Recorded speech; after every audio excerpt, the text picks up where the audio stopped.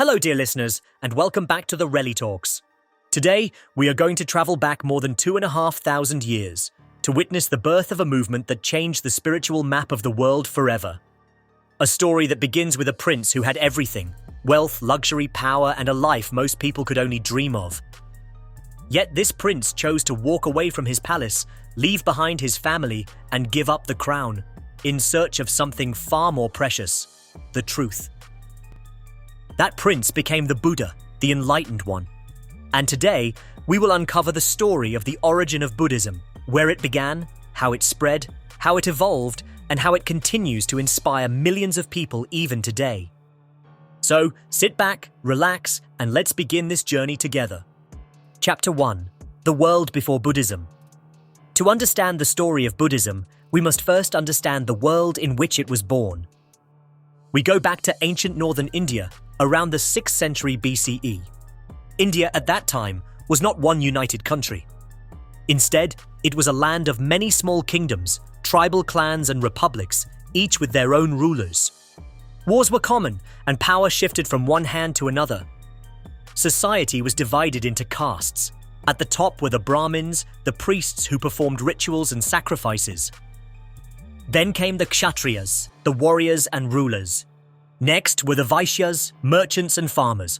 And finally, the Shudras, the servants and laborers.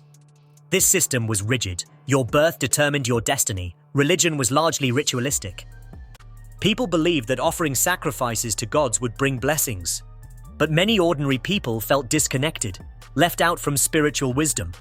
At the same time, a wave of change was beginning. Some thinkers, known as Shramanas, started rejecting the old order. They left behind wealth and family, choosing to wander the forests in search of deeper meaning. It was in this age of questioning, an age of change and new possibilities, that a child named Siddhartha Gautama was born. Chapter 2: The Birth of Siddhartha. Siddhartha was born around 563 BCE in a place called Lumbini, which today lies in modern Nepal. His father, King Suddhodana, ruled the Shakya clan. His mother, Queen Maya, is said to have dreamed of a majestic white elephant entering her womb before his birth, a sign that the child would become extraordinary. When Siddhartha was born, wise men made a prophecy. They said, "This child will either become a great king, ruling over the world, or a great spiritual teacher, guiding humanity." His father, of course, wanted him to be a powerful king. So he built high palace walls to shelter Siddhartha from all suffering, all pain, and all harsh realities of life. The young prince was surrounded only with beauty, joy, and comfort. He had fine clothes, delicious food, music, dancers, and endless entertainment. At 16, he was married to the beautiful Princess Yasodhara, and soon after, they had a son, Rahula. But even in the midst of luxury, something restless stirred in Siddhartha's heart. Chapter 3: The Four Sights. One day, Siddhartha asked to leave the palace and see the world outside.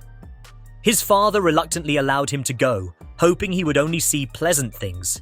But destiny had different plans. On his journeys, Siddhartha encountered 4 sights that would change his life forever. First, he saw an old man, bent, weak and fragile, struggling to walk. For the first time, Siddhartha realized that youth and beauty do not last forever. Then, he saw a sick man, suffering in pain.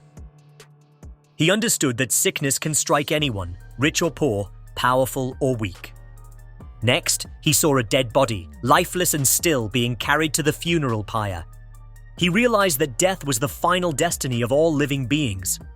Finally, he saw a wandering ascetic, a holy man who had renounced everything, living in poverty, yet his face was peaceful, calm, and filled with inner strength. These 4 sights shook Siddhartha to the core. He realized that life, no matter how rich or powerful, was bound by old age, sickness, and death. Yet he also saw hope, that perhaps there was a way to overcome suffering. Chapter 4: The Great Renunciation. At the age of 29, Siddhartha made the most important decision of his life. One night, while his wife and infant son were asleep, he quietly left the palace. He removed his royal robes, cut off his hair, and exchanged his jewels for the clothes of a simple wanderer. This event is remembered as the Great Renunciation. For the next 6 years, Siddhartha wandered through forests and villages, seeking wisdom. He studied with famous teachers of meditation. He practiced severe austerities, fasting to the point of weakness, holding his breath until faint, denying his body any comfort. But in the end, Siddhartha realized that torturing the body was not the path to truth. Neither extreme luxury nor extreme self-denial could lead to enlightenment. The answer lay somewhere in between, what he later called the middle way. Chapter 5. The Enlightenment. Finally, Siddhartha arrived in Bodh Gaya, a quiet village in northern India. There he sat under a large fig tree, later known as the Bodhi tree, and made a vow.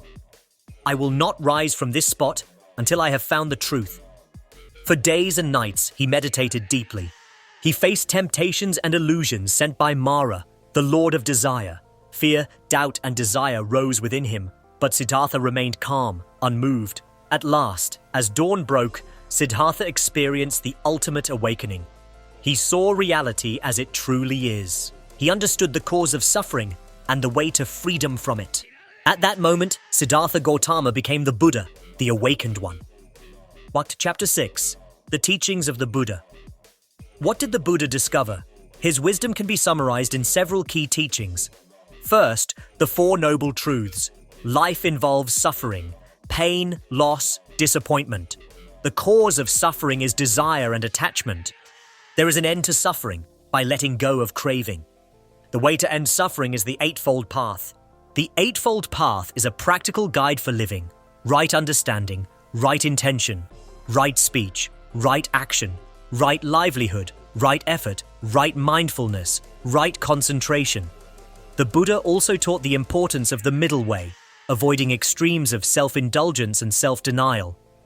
And he revealed the 3 marks of existence: impermanence, everything changes; suffering, nothing is perfect; and non-self, no permanent, unchanging soul. These teachings became the foundation of Buddhism. Chapter 7.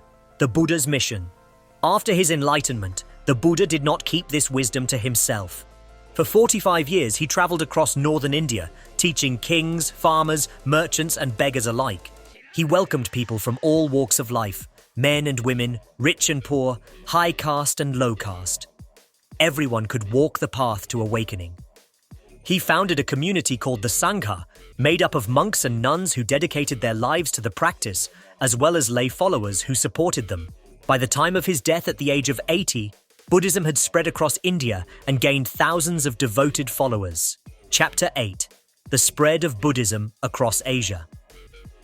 After the Buddha's passing, his followers preserved his words, first by memory and later by writing them down in scriptures called the Tripitaka, or 3 baskets. In the 3rd century BCE, a powerful Indian emperor named Ashoka became a supporter of Buddhism. After witnessing the horrors of war, Ashoka embraced non-violence and spread the Buddha's teachings throughout his empire. He even sent missionaries abroad, to Sri Lanka, to Central Asia, and beyond. Through trade routes like the Silk Road, Buddhism traveled into China. From China, it spread to Korea and Japan, where it took on new forms like Zen Buddhism. In Tibet, Buddhism blended with local beliefs to form Tibetan Buddhism, rich with rituals and mantras. In Southeast Asia, Theravada Buddhism flourished in countries like Sri Lanka, Thailand, Myanmar, and Cambodia. Step by step, Buddhism became one of the great spiritual traditions of the world.